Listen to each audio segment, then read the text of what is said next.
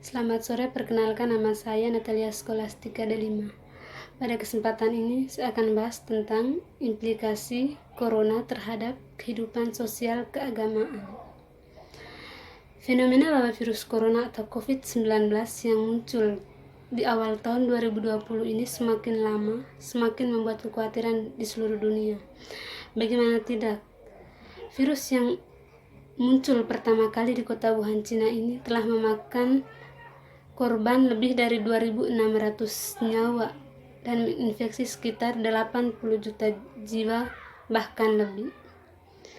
Virus yang sampai saat ini belum ditemukan penangkalnya telah merambah ke seluruh negara-negara di dunia, mulai dari Cina, Korea Selatan, Singapura, dan lainnya di daratan Asia. Dan beberapa waktu lalu, Presiden Jokowi mengumumkan bahwa kasus virus corona telah menjangkit 2 warga Indonesia. Lembaga WHO sebagai Badan Kesehatan Dunia menyatakan bahwa virus corona atau COVID-19 ini merupakan pandemi yang telah merenggut nyawa ribuan orang. Media-media massa memberitakan 24 jam terus-menerus terkait perkembangan virus corona ini. Tanggapan mengenai fenomena corona bermunculan dari berbagai kalangan, mulai dari pemerintah, ilmuwan, dan bahkan agamawan. Kemajuan sains ditantang untuk mengatasi dan menemukan obatnya, sedangkan otoritas keagamaan dituntut untuk memberikan respon akurat dalam menghadapi permasalahan global tersebut. Virus corona bukan hanya merenggut ribuan nyawa, tetapi juga mengubah tata cara kehidupan manusia di seluruh dunia, mulai dari interaksi dengan sesama maupun berinteraksi dengan Tuhan. Agama adalah sebuah koleksi terorganisir dari kepercayaan, sistem budaya, dan pandangan dunia yang menghubungkan manusia dengan tatanan atau perintah di kehidupan. Banyak agama memiliki narasi, simbol, dan sejarah yang suci, dimaksud untuk menjelaskan makna hidup atau menjelaskan asal-usul kehidupan atau alam semesta. Dari keyakinan mereka tentang kosmos dan sifat manusia, orang memperoleh moralitas, etika, hukum agama, atau gaya hidup yang disukai. Wabah virus corona juga berdampak dalam kehidupan keagamaan umat manusia. Sejumlah gereja, masjid, kuil, dan sinagoga mengubah tata cara ibadah demi menahan penyebaran COVID.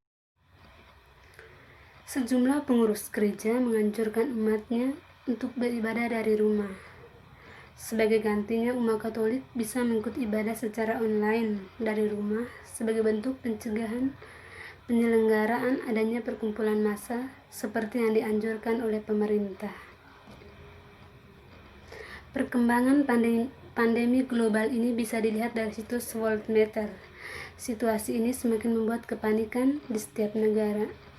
Pun sama dengan situasi di negara kita, tren kenaikan pasien COVID-19 mengalami pertambahan dengan kasus kematian. Sementara yang berhasil pulih memang ada, namun tidak signifikan. Situasi panik dan khawatir memerlukan katarsis. Agama adalah salah satu medium yang dapat dijadikan sandaran bagi setiap individu untuk mengeliminasi rasa kepanikan dan kekhawatiran yang berlebihan. Amatlah baik jika masyarakat juga mendukung seluruh program pemerintah selama dalam koridor yang tepat dan bertujuan menyejahterakan rakyat. Saatnya menggunakan energi agama untuk mengarahkan masyarakatnya pada kemajuan teknologi dan ilmu pengetahuan. Dunia digital yang sedang merangsek pada setiap sen di kehidupan manusia pun ini patut menjadi perhatian masyarakat agama. Sudahkah masyarakat agama di Indonesia memaksimalkan kemajuan teknologi komunikasi untuk membangun peradaban bangsa?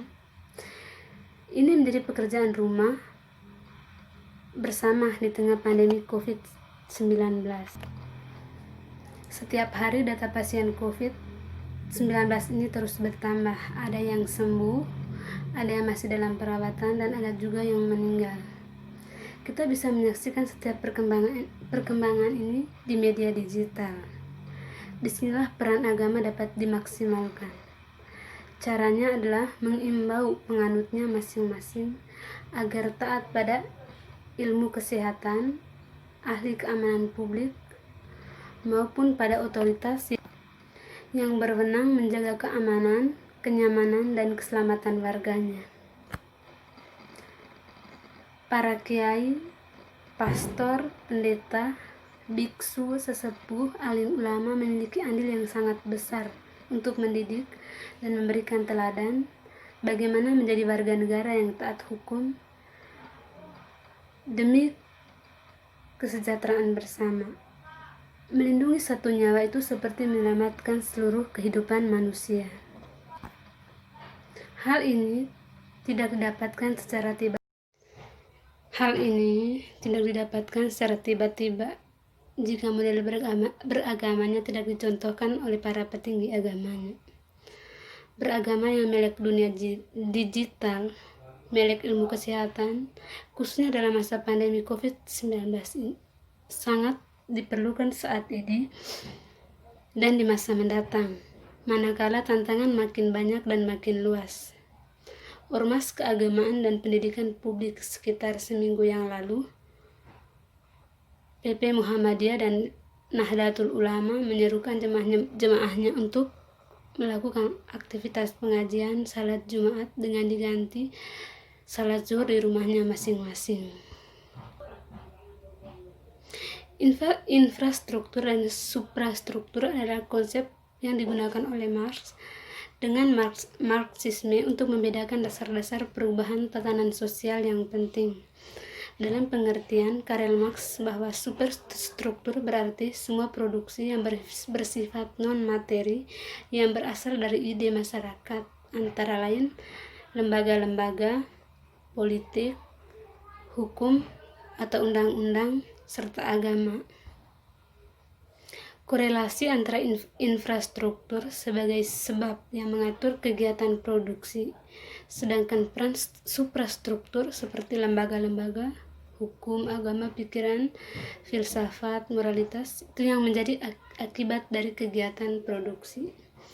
Dalam hal ini, Marxis bermaksud untuk menjelaskan adanya perubahan sosial akibat dari dorongan oleh perubahan-perubahan dalam produksi sistem.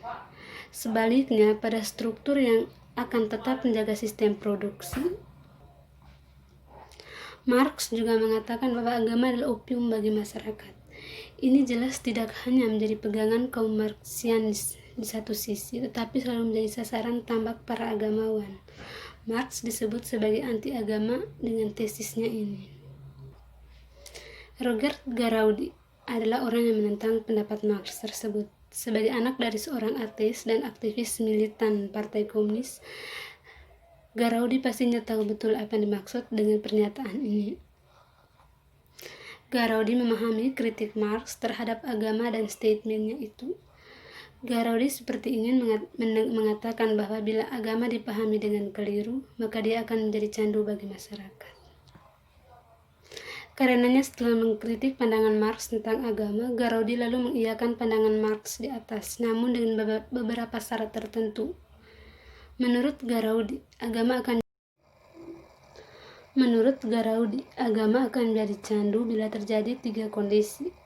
Kondisi pertama adalah ketika orang beragama percaya bahwa arah menuju Tuhan menghendaki untuk lari dari problem kehidupan dan konflik sejarah. Pandangan Garaudi terhadap agama yang akan menjadi candu beberapa waktu terakhir ini seperti terlihat dari sikap orang dalam menghadapi wabah corona. Karena menganggap kehidupan adalah kehinaan dan kematian adalah kemuliaan, banyak orang yang menisbatkan bahwa kekhawatiran terhadap COVID-19 sebagai manifestasi dari ketakutan dan akan mati dan kecintaan akan hidup. Konsep yang menerangkan tentang orang yang sangat mencintai hidup tapi takut mati langsung disematkan kepada orang yang mengkhawatirkan tentang pergerakan virus corona.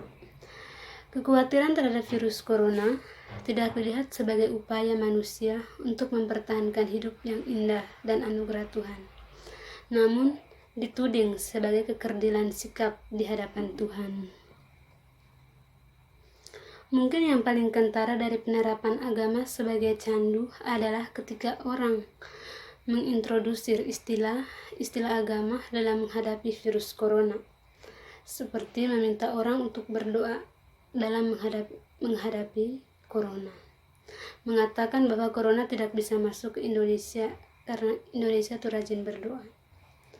Sementara pada saat bersamaan tidak ada tindakan preventif yang sistematis dan terukur dalam menghadapi wabah ini. Hal yang terjadi justru sebaliknya. Orang disuruh rajin beribadah untuk menghindari corona, tetapi orang yang berasal dari negara terjangkit corona justru dipersilakan masuk ke Indonesia. Bahkan diundang dan diberi diskon. Mengutip ungkapan Garaudi di atas, tindakan di atas itu seperti meyakini bahwa jalan menuju Tuhan itu